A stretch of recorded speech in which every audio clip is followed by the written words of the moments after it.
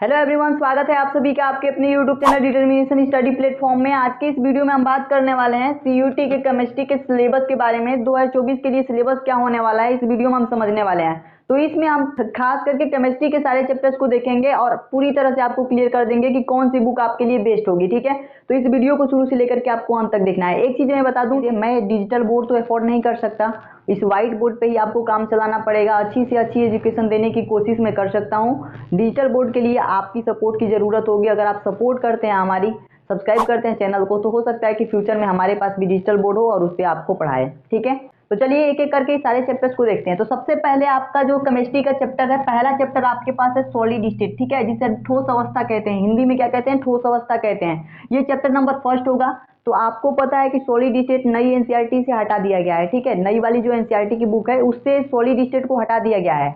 तो इसलिए क्या करना पड़ेगा, आपको पुरानी एनसीईआरटी का ही सिलेबस आपको पढ़ना पड़ेगा। ठीक है, तो पुरानी एनसीईआरटी में ये चैप्टर मिलेगा, सॉलिड स्टेट आपको पढ़ना पड़ेगा सीयूटी में। ठीक है, दूसरा चैप्टर है आपके पास सॉल्यूशन, तीसरा चैप्टर है इलेक्ट्रोकेमिस्ट्री और चौथा चैप्टर है केमिकल काइनेटिक्स, पांचवा चैप्टर है आपके पास सरफेस केमिस्ट्री और 6 नंबर चैप्टर है आपके पास general principle and process of isolation and elements. ठीक है, ये चैप्टर जो है ना, ये चैप्टर आपका नई वाली एनसीईआरटी से हटा दिया गया है।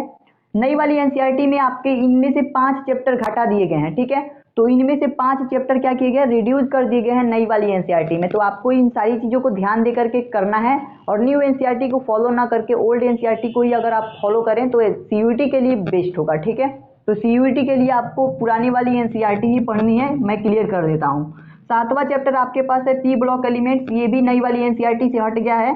8 नंबर चैप्टर है डी एंड एफ ब्लॉक के एलिमेंट। ठीक है, तो ये भी याद कर लीजिएगा, सही से तैयार कर लीजिएगा, सारे चैप्टर्स आपको पढ़ने पड़ेंगे। ठीक है, 9 नंबर चैप्टर है आपके पास कोऑर्डिनेशन कंपाउंड, ये भी चैप्टर बहुत इंपॉर्टेंट है।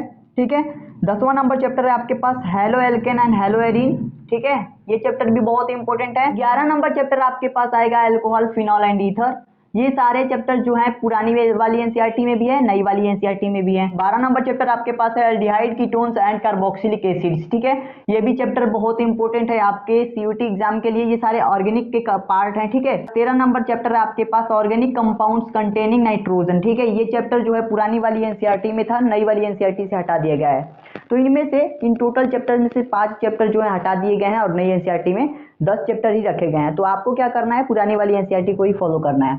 14 नंबर चैप्टर आपके पास है बायोमोलिक्यूल्स, 15 नंबर चैप्टर है पॉलीमर्स। ठीक है, तो इन 15 चैप्टर को आपको पढ़ना पड़ेगा अगर आप सीयूटी की प्रिपरेशन कर रहे हैं तो। ठीक है, सीयूटी के लिए आपको इन 15 चैप्टर को जरूर पढ़ना पड़ेगा, पूरा पढ़ना पड़ेगा, अच्छे से पढ़ना पड़ेगा। ठीक है, तो अगर आप इस चैनल पे नए हैं तो चैनल को सब्सक्राइब कर सकते हैं। इस चैनल के माध्यम से आपकी सीयूटी की तैयारी के लिए बेस्ट से बेस्ट क्वालिटी की एजुकेशन दी जाएगी, जिसकी हेल्प से आप अच्छे से अच्छे मार्क्स स्कोर कर पाएंगे। तो आज के लिए इतना ही रखते हैं दोस्तों, मिलते हैं नेक्स्ट वीडियो में, तब तक के लिए धन्यवाद।